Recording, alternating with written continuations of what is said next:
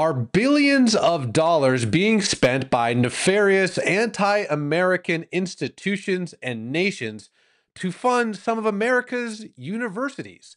Well, Tyler Stapleton, Director of Congressional Relations for FDD Action, is here with the shocking details.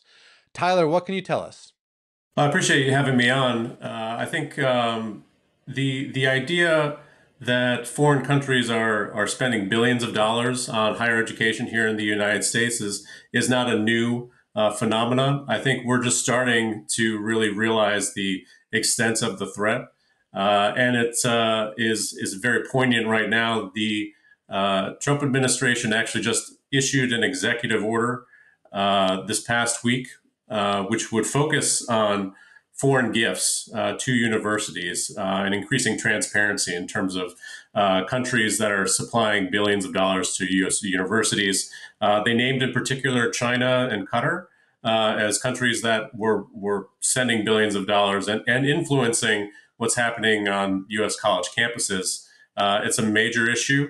There are a number of groups that are operating on college campuses that are accepting money from foreign foundations. Some of them are engaging in anti-Semitic activity on U.S. college campuses. There are multiple investigations happening currently through Congress, and there's multiple pieces of legislation that would also help deal with this issue. You may have heard of the Deterrent Act, which has already passed the House and is actually sitting in the Senate right now. That would deal with Chinese foreign influence in higher education. There are other bills as well that would address this issue. Some of the more quiet activity that Congress is doing right now that you may not have heard of yet. The Health Committee in the Senate has started an investigation into American Muslims for Palestine and its connections with former Hamas charities that were shut down by the United States for terrorism financing. Some of their core leadership has migrated to some of these new organizations that are active on college campuses. It's very troubling. They are currently being investigated by the Senate Health Committee.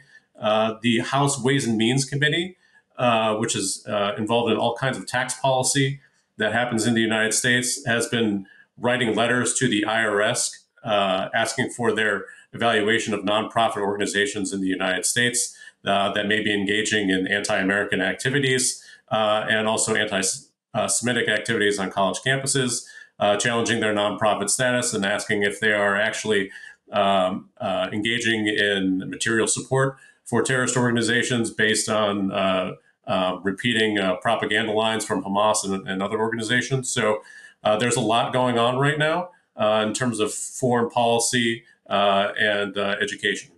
So what exactly are these nations hoping to do? You mentioned Qatar, you mentioned China. What should we be keeping our eyes out for what's actually happening on campus? Sure, I think there are multiple agendas happening from some of these countries. I think China is interested in economic cooperation or coercion, rather, where they are undermining the U.S. competitiveness.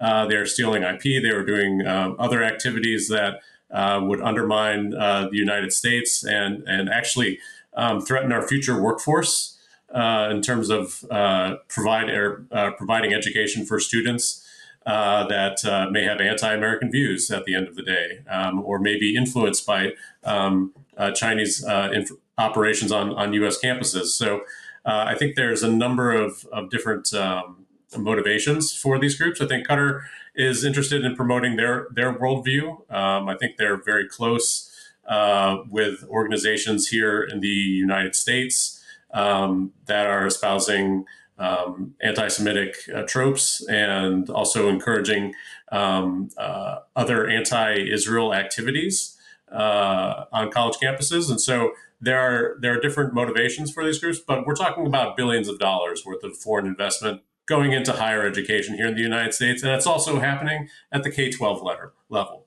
And so we're seeing a growing trend of high schools and private and public schools here in the United States in the K through 12 space that are also being shipped billions of dollars from foreign entities in order to influence their curriculum, influence the training of their teachers, and ultimately undermine U.S. competitiveness. Wait, K through 12. I can maybe wrap my mind around someone, a foreign entity, having a department at Brown or Harvard or Yale, but you said K through 12. That's shocking. Can you give me an example of that? Sure. There are a number of different organizations that are training teachers here in the United States and sending them to China and other places for training. And then they're coming back to the United States and teaching children. There are a number of different examples that I could give that are basically influencing the creation of curriculum or requiring the certain teaching of curriculum that's would not be the case if these foreign governments were not spending money in these K through 12 schools. And so I think it's a growing issue, and it's something that we're just becoming more and more aware of. Okay, so if this has been an issue for a while, what is happening right now? You mentioned what Trump's up to. What's the immediate future for stopping this? Sure, I think there's a number of different pieces of legislation that would deal with education policy here in the United States to kind of thwart some of the foreign malign influence. I mentioned one already with the Deterrent Act, but there are other bills that would basically improve reporting from states about curriculum that may be influenced by foreign countries providing funds to education systems. All of those are still in the works. I don't think there's any that have actually passed Congress yet.